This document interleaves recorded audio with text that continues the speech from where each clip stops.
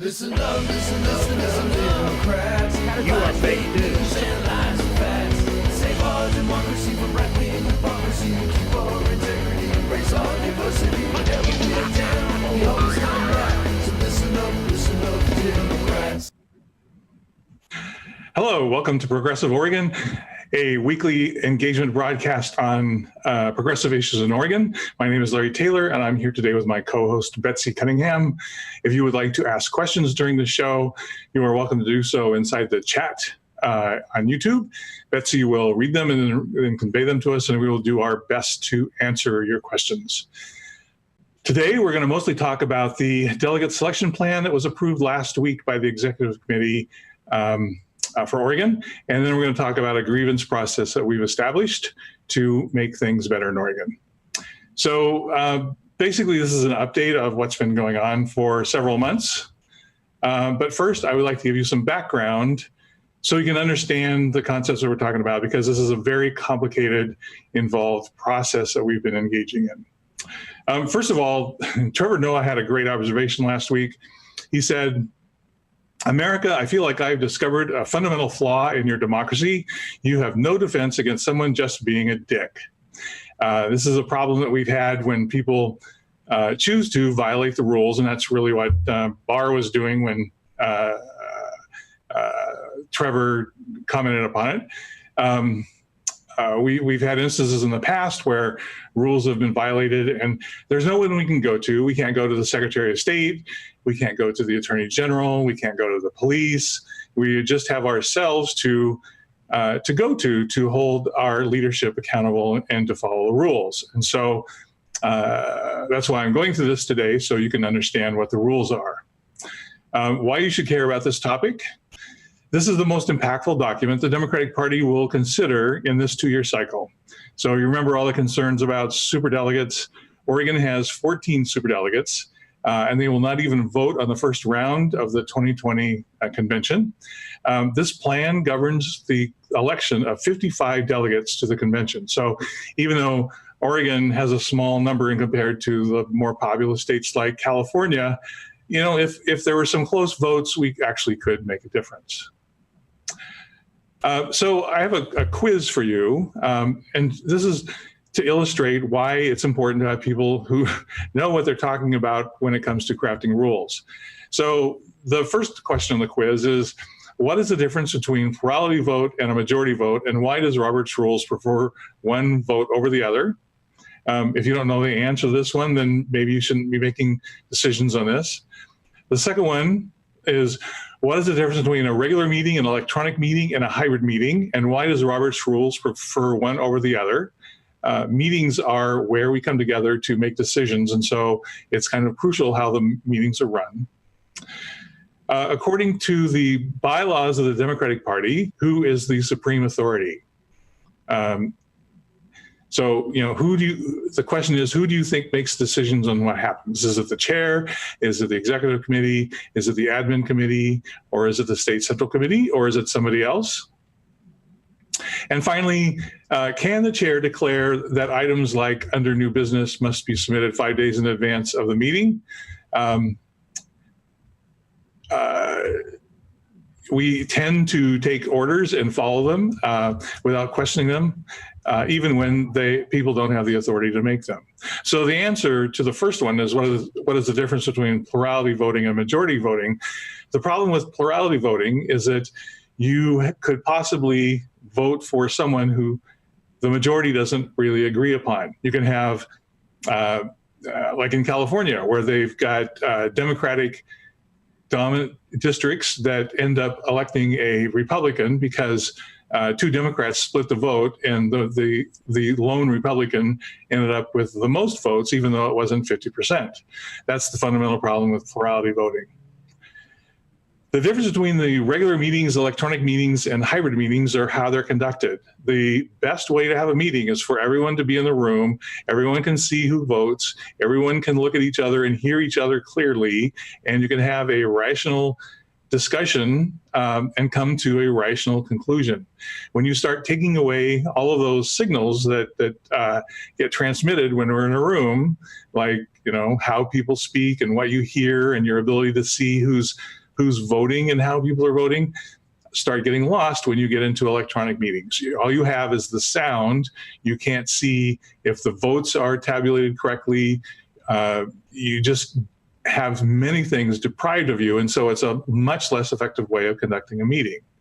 And then there's the concept of a hybrid meeting, which is where some people are in the room and some people are joining electronically. This is problematic because all the people in the room have an advantage over the people who are joining electronically, and the people who are joining electronically can't see what the people in the room are doing. Who's the Supreme Court authority in the Democratic Party? Well, it's the State Central Committee. They possess all the power, and they allocate power out for decisions that they don't want to make themselves. And so that's a concept that we will be talking about a little bit later in what happened with the delegate selection plan. And the final question, can the chair declare an item under new business must be submitted 5 days in advance of a meeting? No, they can't do that. They can say it, but no one has to follow it. It has to be a rule that is agreed upon by the State Central Committee for it to be in effect. And if they try to do this, you can always challenge the ruling of the chair and put the decision back on the group. So there's been a lot of discussion about who authored the delegate selection plan. It's been very confusing because the language has been shifting around. So initially, this started with the affirmative action plan, which refers to rules 6 and 7 of the DNC guidelines for the delegate selection plan. So that was issued last November. This is where the affirmative action goals are articulated and the plan for reaching out to Oregon Democrats to ensure the widest possible participation in the convention. The delegate selection plan is more encompassing, and it's the process for electing delegates to attend the Democratic National Convention. And then there's been some talk about a subset of that, which is the rules, and that appears to be the actual governing processes like standing rules for the convention itself. So how the terms became confusing was that first of all, the Democratic Party of Oregon Rules Committee created a committee to work on the delegate selection plan in the third quarter of last year. It was chaired by Carrie Capon, a very capable chair who has a good understanding of parliamentary procedure and rules of order. The DPO chair at the time received the DNC guidelines in November, but never shared the DNC guidelines with Carrie.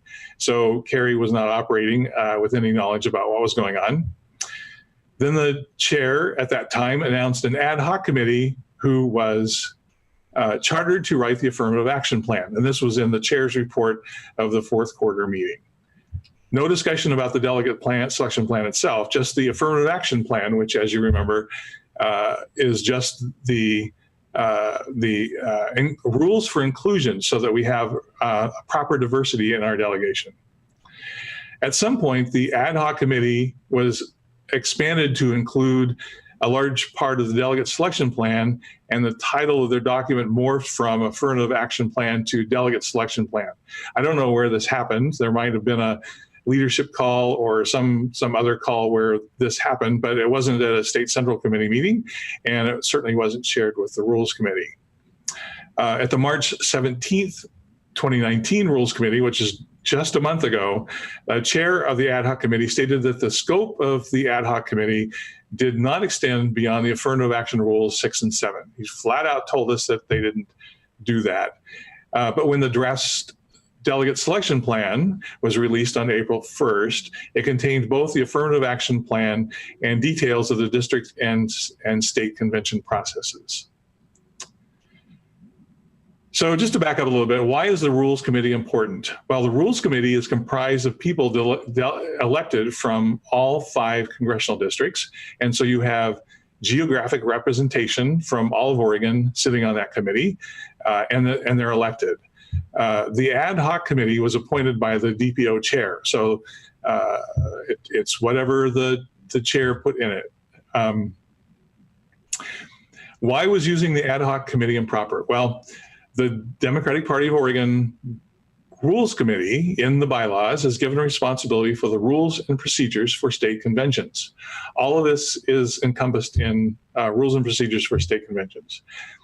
The delegate selection plan clearly belonged to the Rules Committee. A subcommittee was established at the 2018 third quarter Rules Committee meeting to develop the 2020 delegate selection plan.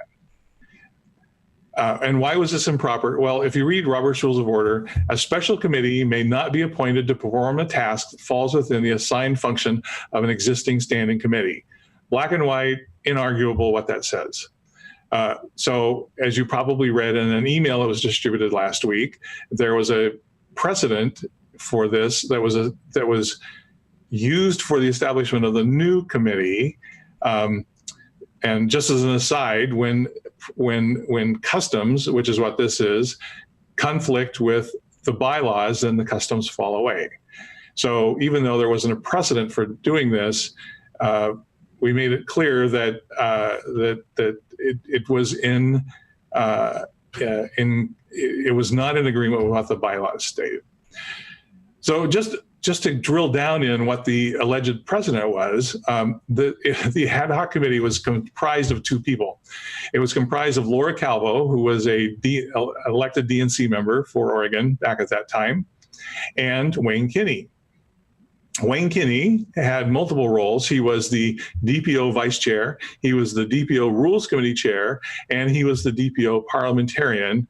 And in addition, he was also on the staff of Senator Ron Wyden. That means if there was any discussion about the appropriateness of the ad hoc committee, he probably had that conversation with himself. And together they wrote the 2016 Affirmative Action Plan. So there really is no basis of it. That was how they chose to do it in 2016, and no one contested it back then, and so they were allowed to go forward. And again, we don't have anyone to go to help us enforce our laws. It's the responsibility of every member of the State Central Committee to ensure that the laws are being upheld. And if they're not, bring it to the attention of the chair. So the good news is that the Affirmative Action Plan conforms to the DNC guidelines in Rules 6 and 7, and it was created correctly. They used good justification for the allocation of delegates into the affirmative action categories, and all that's well and good. The not so good news is that regardless of the claims that was made earlier, there were a significant number of convention rules and procedures that were developed and approved and baked into the plan. And the plan that we approved last week exceeds Rule 6 and 7 of the DNC guidelines. So why does this matter? In this plan, powers are taken from the State Central Committee. The one that is giving people the most heartburn is the allowing of plurality voting, because it allows the election of delegates that do not receive a majority vote.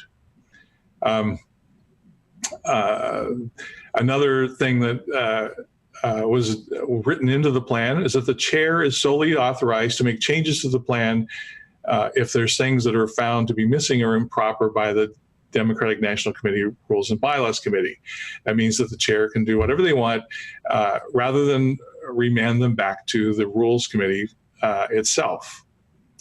Then there's temporary members of the Convention Platform Committee to be selected by the Executive Committee, not the State Central Committee.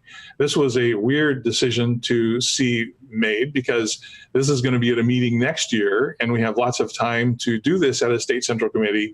And so there was no reason to move this right from the State Central Committee to the Executive Committee.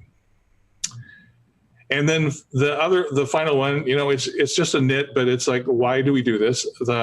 There's these roles called convention pages, and they're going to be selected by the DPO chair rather than by the State Central Committee. So this is another power taken away from the State Central Committee by this plan and given to someone else.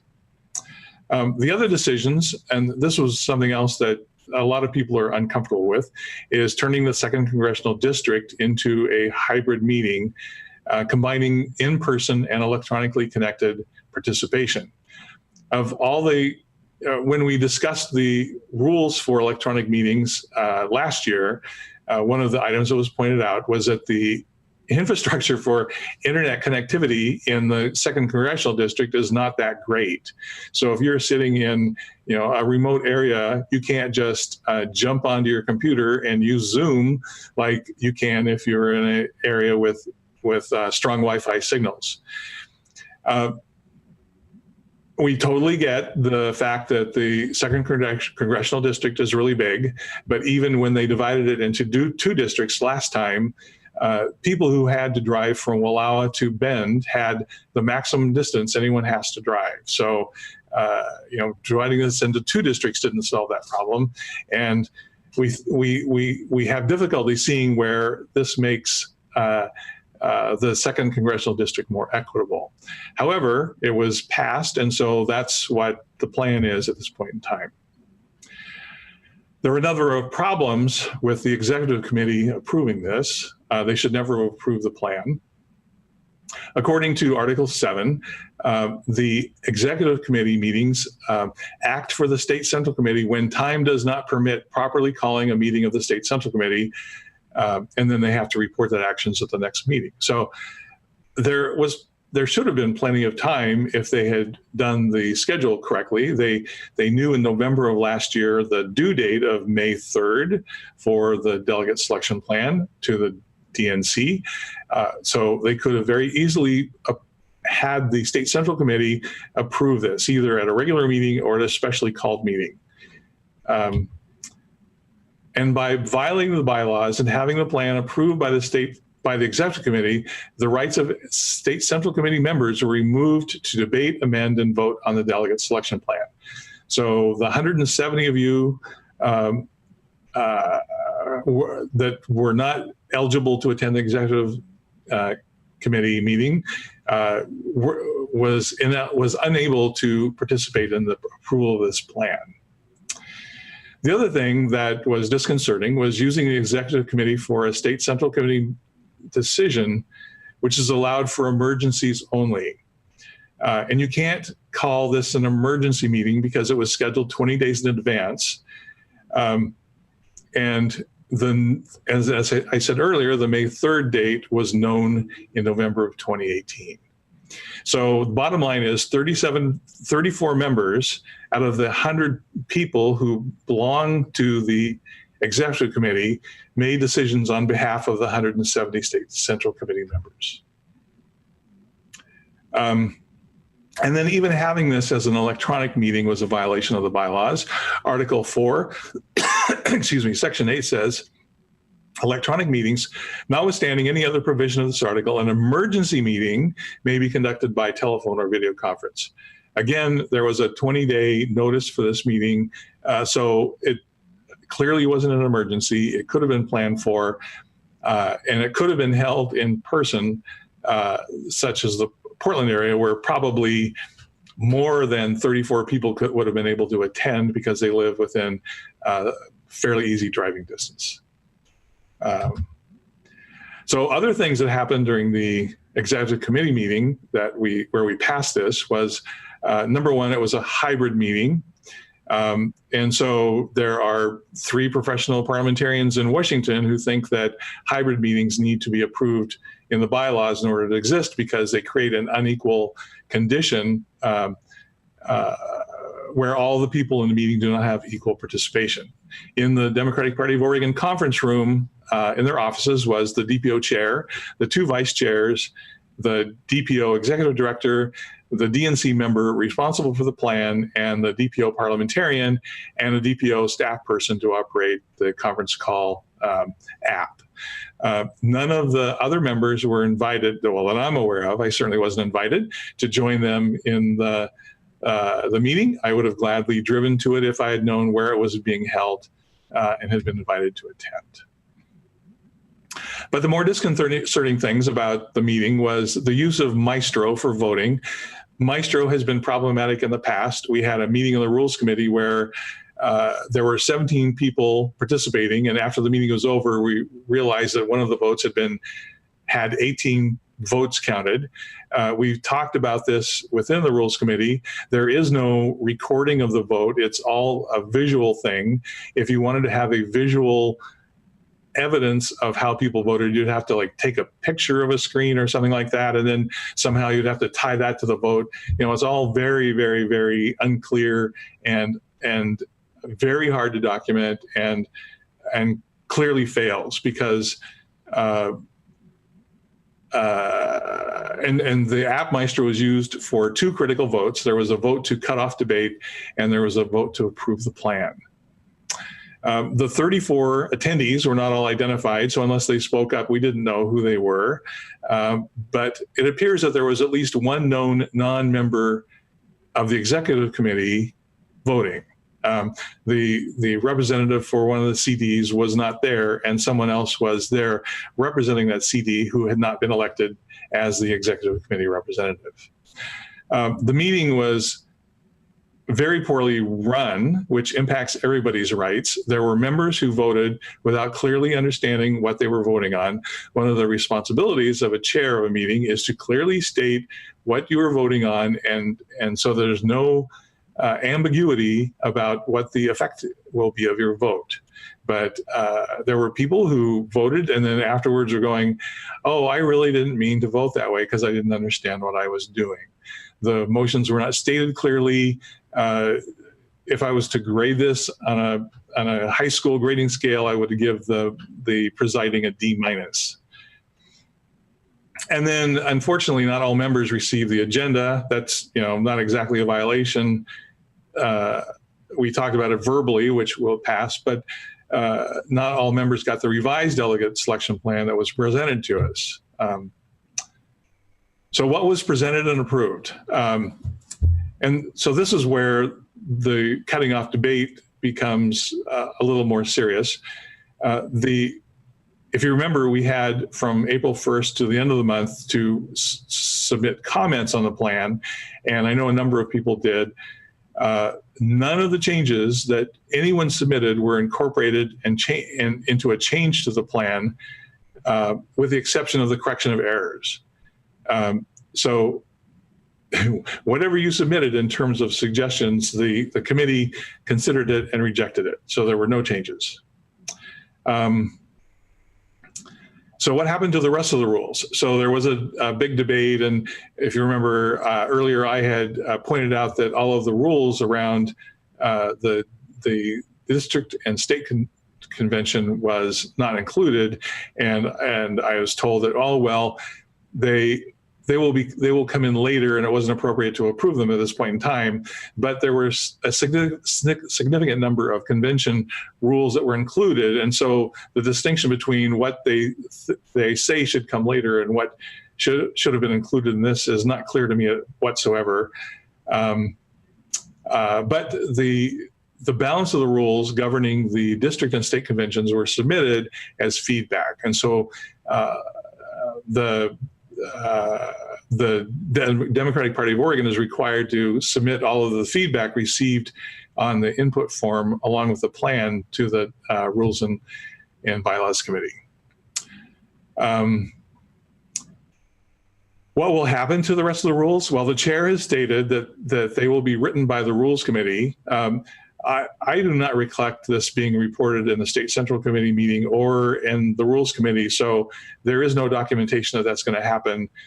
So the only documentation we have is the email that the chair sent out that this would happen. But if the DNC identifies these as missing items in the plan, the adopted plan gives the chair the ability to add whatever she decides without going to the Rules Committee. So that is a possibility. So why does this matter to you? Again, if you are a delegate to the State Central Committee, your right to amend, speak about, and vote on the delegate selection plan was taken away from you by moving this to the Executive Committee. And if you are a member of a county committee, your representatives to the State Central Committee were prevented from participating in this decision, and your elected delegates to the Rules Committee were prevented from participating in the creation of this plan. So what happens next? So now the plan has been submitted to the Democratic National Committee. It was due on the 3rd. Their staff will review the draft plans and the public feedback, and they will check for compliance against a checklist. And based on their assessment of the plan, they will do one of 3 things. They will approve the plan. They will approve the plan contingent upon a few corrections that the states will make, or they could reject the plan and send it back to the state for revisions. What can be done? There's a few options at this point. The State Central Committee could reconsider the plan at the meeting on May 19th. And it would take a 2/3 vote to reconsider the plan, which is a fairly high threshold. It depends on how much people care about the most important document they're going to approve in this 2-year cycle. And so I go through all of this knowing that everyone thinks that Robert's Rules is complicated and boring. The original edition of Robert's Rules was 176 pages long. The edition from 1967 was 182 pages long. Because of all of these nuances that we end up handling when we get into these parliamentary decisions, the 11th edition from 2011 is 669 pages long, and it has 48 pages of tables. However, if you want to, assert your rights and not be herded around like a bunch of sheep, unfortunately, you have to know what your rights are in order to stand up for them. So something to think about on May 19th, if you're a State Central Committee member, when it's 4 p.m. in the afternoon and you're sitting in the State Central Committee meeting and you've blown a couple of $100 and the whole weekend to be in Prineville, and the most substantive thing you've done all day is vote on a couple of resolutions, remember that all of the significant decisions have been taken away from you. So regarding the email that was sent out last week about these points that I had raised earlier, if you're one of the few people who didn't receive the email, the DPO chair issued an email last week accusing me of something, I don't know what, but everything I said that had been documented was accurate. But it was grossly incorrect on the claims that the chair made in that email. The personal attacks on me violated the rules of decorum, which are a part of Robert's Rules of Order and parliamentary procedure. And it was beneath anyone occupying the position of chair of the Democratic Party of Oregon to issue a statement like that. I have requested a full retraction and apology.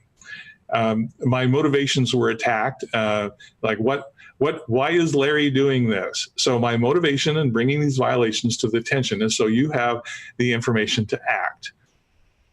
This isn't one person fighting for your rights. Everyone is responsible for guarding their rights in these meetings and making sure that our elected officers in the party behave according to the rules. Violating the rules are the shenanigans that give the Democratic Party a bad reputation. And so my goal is I want the Democratic Party to have a reputation of being for the people and for democracy, and there's nothing beyond that. We need to stop the character assassination. The DPO chair has been asked to stop several times with doing the character assassination. This practice was egregious in 2016 and 2017, and it is reemerging this year, and this behavior must end because no one likes participating in an organization where this kind of behavior continues. So having said all that, we have established a grievance process for the Democratic Party of Oregon. If you are subject to any form of harassment by anyone within the Democratic Party of Oregon, especially anyone that's an officer or a delegate to the State Central Committee or a delegate to the first CD, we have a process for reporting it. You can go to pdpo.org and report the harassment and abuse. This includes being called a racist. If you're not a racist, that is a form of harassment. Yelling at you because of something you did or a decision you made is harassment. If you will report them, we will get back with you. We'll get back to you with how you can handle this within your or organization or whatever organization this person belongs to who who did this to you. And remember, the harassment is from the perspective of the receiver, not the perspective of the giver. So someone might not understand that they are harassing you, but that is not how harassment is determined. It's determined by the recipient. So one way to learn about Robert's Rules of Order is that we have created a number of videos. There's about 21 of them, and I went through and made sure that they were still working last week. They are at a website called advancementofdemocracy.org.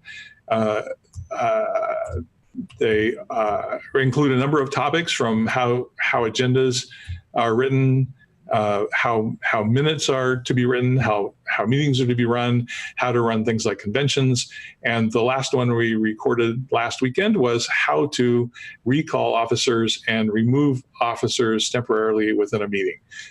Because if you belong to a majority and you have a chair of a meeting that is behaving egregiously, there are ways to remedy that. Other things that you can do, soon we are going to be launching a new live stream broadcast called Parliamentary Talk. The website is parliamentarytalk.org. It's similar to Click and Clack, the Tappet Brothers, and Car Talk, although probably not quite as funny or engaging, because we're going to be talking about parliamentary procedure. But turns out that parliamentary procedure gets very interesting when you are in a organization like a homeowners association or a neighborhood association or in a political organization, and you find your rights are being tread upon.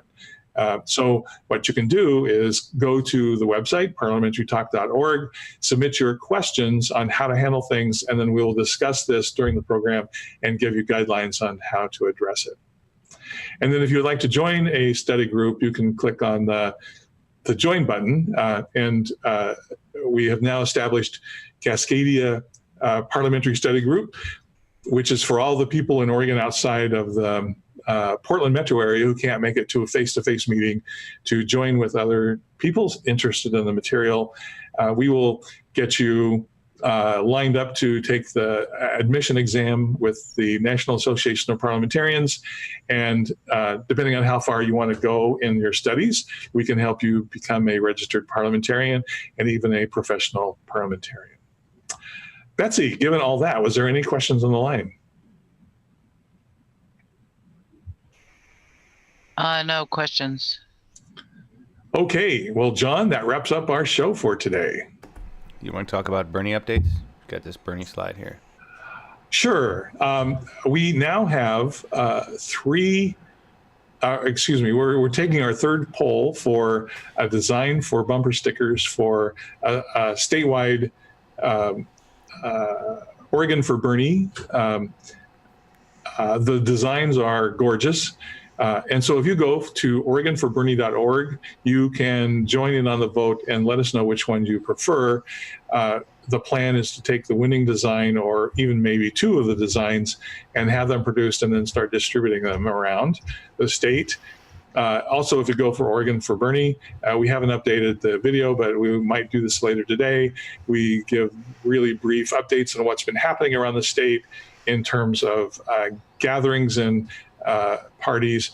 The 27th was a big day for all the kickoffs. There were over 4,500 house parties and events conducted across the United States.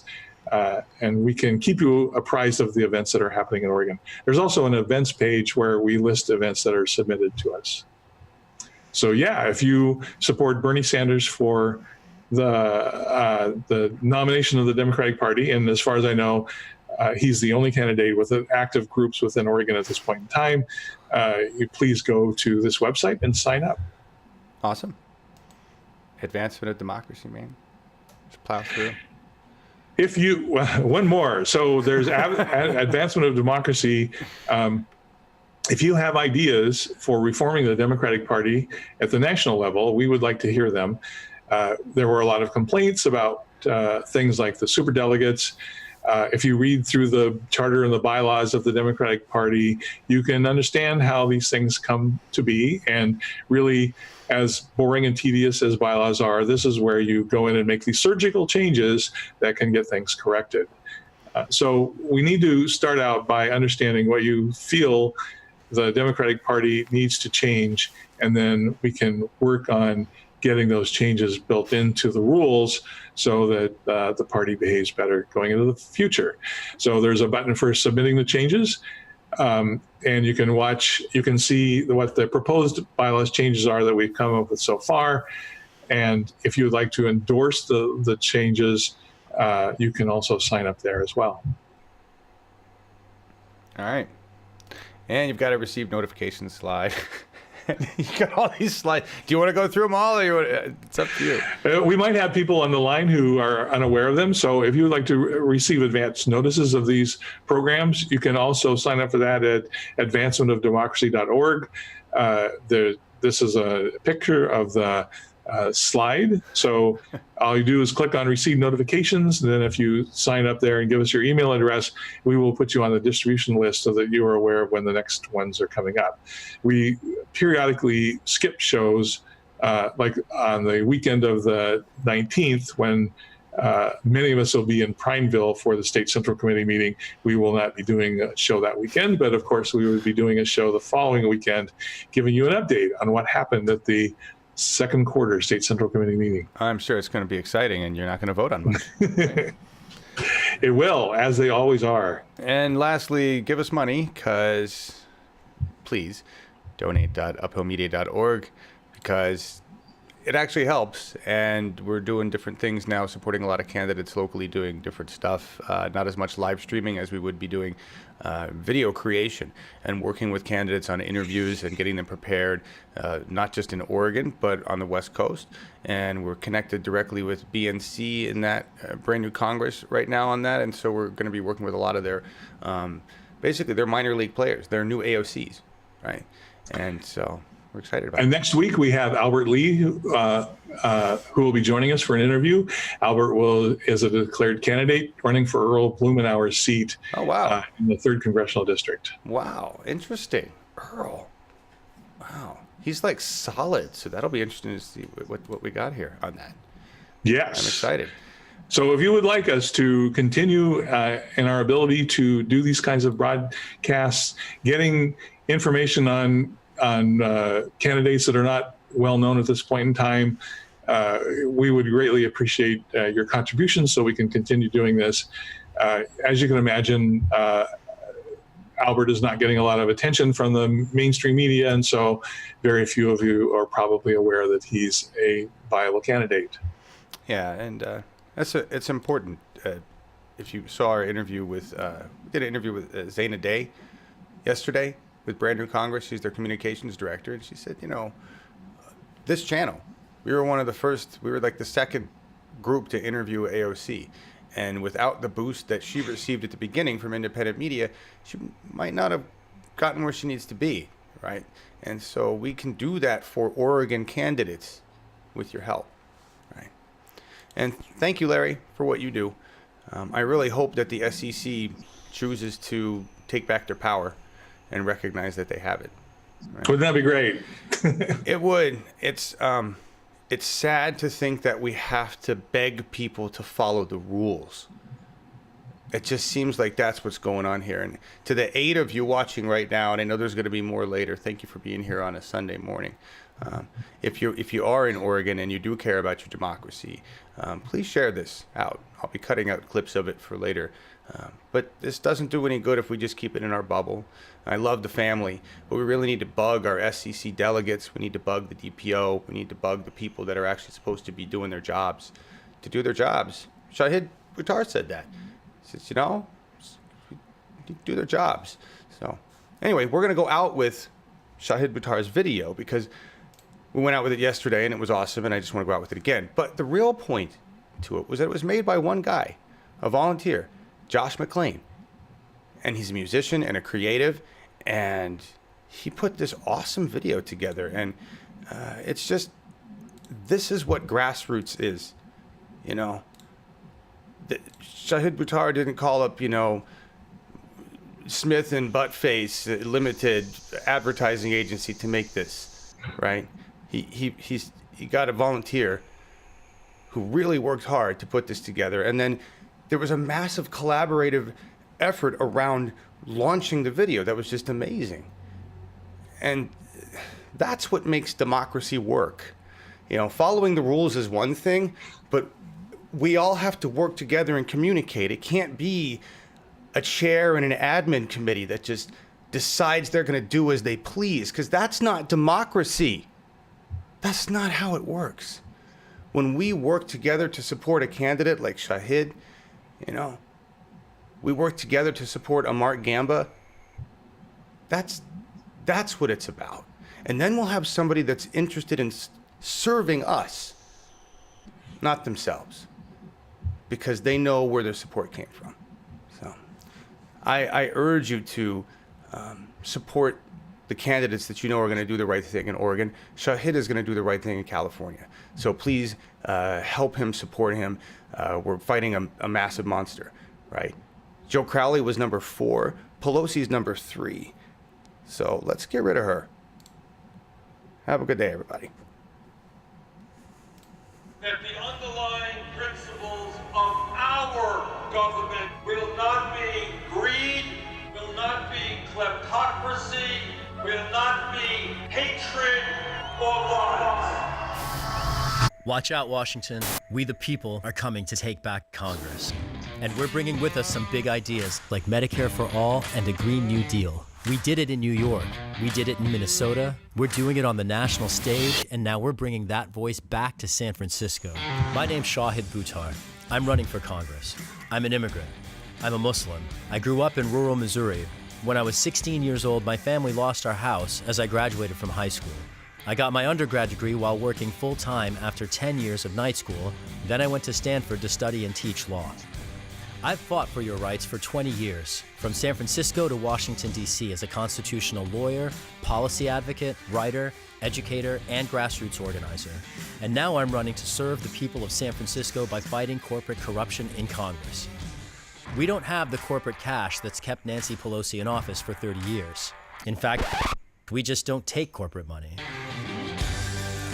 That's why we're mobilizing the community, meeting in living rooms and neighborhood centers, why we're out in the streets fighting for change, demanding universal health care, fighting for your children and grandchildren's right to a future free from climate crisis and a government for, of, and by the people instead of the 1%. A voice for school teachers, working class families, and immigrants, the 99%. This movement is just getting started. After 30 years of the same representation, San Francisco deserves a champion willing to return our city to the front lines of the progressive movement.